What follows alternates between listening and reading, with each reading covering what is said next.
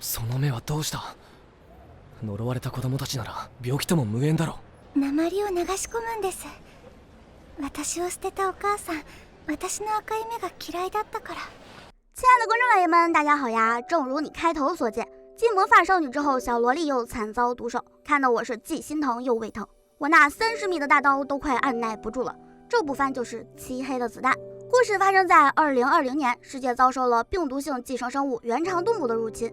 这2020年还真是多灾多难。人类未能抵挡得住此次袭击，失去了80%的领土，被驱逐至狭窄的地带，担惊受怕的活着。这场战争不但让人们失去了亲人朋友，还留下了让人闻风丧胆的原肠动物病毒。这种病毒寄生在生物体内，它可以在短时间内改写生物的遗传因子，使其突变成原肠动物，并且拥有超强的再生能力。对付这种怪物，普通的子弹是不管用的。后来人们发现了一种叫做火的金属，这种金属可以抑制原肠动物的再生。也是在这个时候诞生了很多受阻之子，他们的母亲在怀孕时摄入了原肠动物病毒，导致病毒在胎儿体内积累，所以他们从一出生就具有一定的原肠动物能力。最奇葩的是，受阻之子都是可爱爱的小萝莉，这找谁说理去？他们在使用能力时眼睛会变成红色，并且释放能力或者被注射体液时，体内的原肠病毒指数会上升。一旦这个指数超过了50%，就会彻底变成原肠动物。由于人类对原肠动物的愤恨，这群无辜的小萝莉成了众矢之的，大多数居住在外围区。但是为了对抗原肠动物，政府又不得不利用受阻之子的能力。在一番训练下，部分受阻之子被称作起始者，分配给民警们，用来协助他们完成任务，并且每个民警都有 IP 排名，排名越靠前，能力就越强。我们的男主李健是一家名叫天通民间警备公司的民警，很幸运的是，他被分配到了一只双马尾的早熟萝莉，萝莉名叫颜珠。他的人生目标就是レンタロウのお嫁さんになって毎日好きなだけチュッチュすることです。恭喜龙王喜提新狱友。レンタロウ君、これは相当長い間ぶち込まれることになるぞ。李健除了万能设定亚萨西外，还是一个不折不扣的老色批，比如彼はすれ違いざまに幼女の尻を撫でること100回、小学校に侵入して剣弁を盗むこと1000回、変態グランドマスターだよ。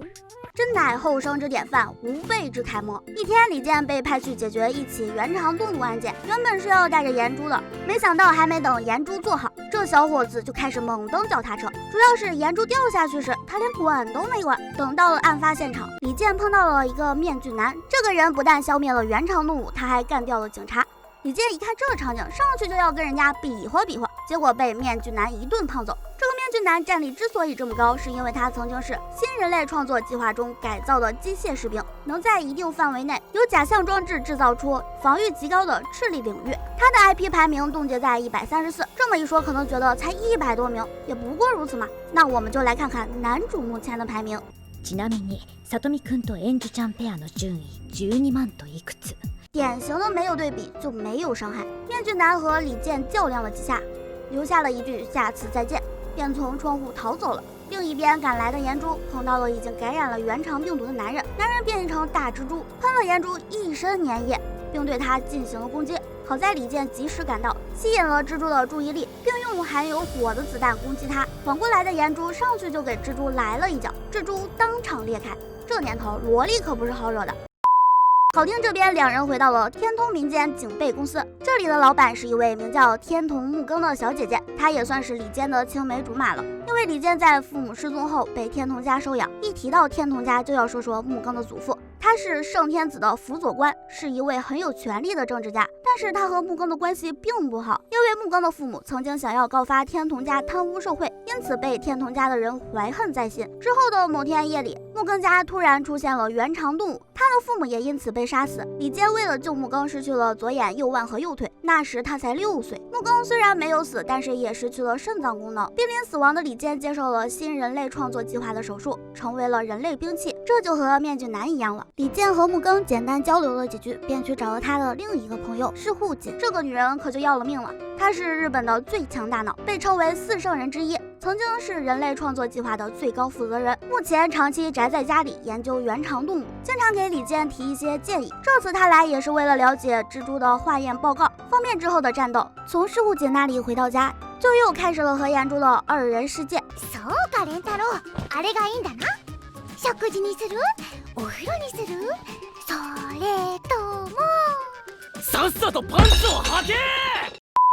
第二天送颜珠上学之后，李坚便跟随着木更去了防卫省。在这里，有名气的警察都来了，因为他们接到了同样的委托，委托人是圣天子，是东京区域的统治者，他的旁边就是木更的祖父。委托内容是去清理感染源的原长动物，并把它吞掉的箱子拿回来。这个箱子是七星的遗产，据说这东西可以召唤出阶段5的原长动物，能直接导致东京地区的大灭亡。圣天子原本不打算把这件事说出去，此时面具男破窗而入，这次他还带了一只名叫小比奈的萝莉。私のイニシエーターにして娘だ。パパ、あいつ鉄砲こっちに向けてるよ。切っていい？よしよし、まだダメだ。爸爸。面具男此次来的目的是想告诉他们，在座的各位都是垃圾，七星遗产他势在必得。装逼的同时还顺便干掉了一票警察。他搞完事情就又夺窗而逃。面具男想要得到七星遗产的目的，就是为了召唤原长动物毁灭世界。对此我还是蛮理解的，因为这个社会对兽族之子真的是太不友好了，一边依赖人家的保护，一边对生活在外围的兽族之子赶尽杀绝。这个反派更像是正派。后来面具男找到了李坚，企图说服他加入自己。李坚肯定是不乐意。面具男听说他让颜珠伪装成正常人去上学，准备送他一份大礼。结果第二天，学校里颜珠是兽族之子的事被传开，同学和老师知道后开始排斥颜珠。李健去接颜珠时才发现他已经不知去向，于是去外围区找他。所谓的外围区就是废旧的城区，在这里的下水道里生存着兽族之子，进去的方式都是通过井盖，这也是颜珠的老家，看着真的让人心酸不已。好在里面有一位先生教他们读书写字，颜珠确实在这里。他被李健的行为所感动，虽然没出现和他相见，但是第二天他却和往常一样的上学。班主任通知了李健，当他赶到时，颜珠已经被逐出了教室。ガストレやねん！お前らが所構わず殺しまくったせいで、俺んちは…就連昔日里最好的朋友都選擇離開了他。為了保護人類，在不停的戰鬥，現如今卻又被人類深深的傷害。それでもオラワたちは戦わなければならないのか。到底颜珠有没有黑化？李坚会不会选择加入面具男？支持的人多的话，999接着为宝贝们讲完。漆黑的子弹是轻小说家神奇子店著作，第4杀术插画的轻小说。一说到神奇子店，我就要多说2句了。这个子店老贼在2014年4月10号发布了《漆黑的子弹》第7卷后便人间蒸发了，然后15年他在推特上称自己身体不好，后来在宅圈里流传出另一种说法，子店因为炒股赚了一笔后就彻底投身于金融界了，这捏完萝莉拍屁股就跑的行为，真想把我那30米的大刀给他寄过去。今天的故事讲到这里就结束啦，喜欢九九的可以点个订阅哦，我们下期再见，爱你们，